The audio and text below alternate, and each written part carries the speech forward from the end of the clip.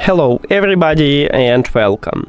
In this video I'm going to show you how to disconnect your earbuds HUAWEI FreeBuds SE 2 from your iPhone.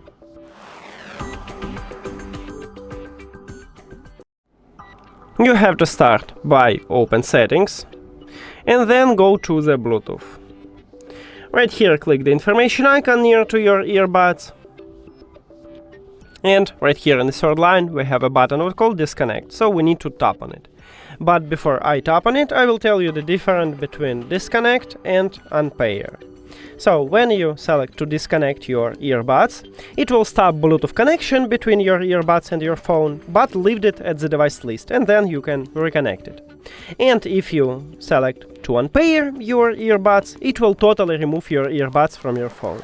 Now let's click on it, and as you can see, we just stop Bluetooth connection, there's no connection, but we left it at the device list, and if I click on it, I will reconnect my earbuds. That's it.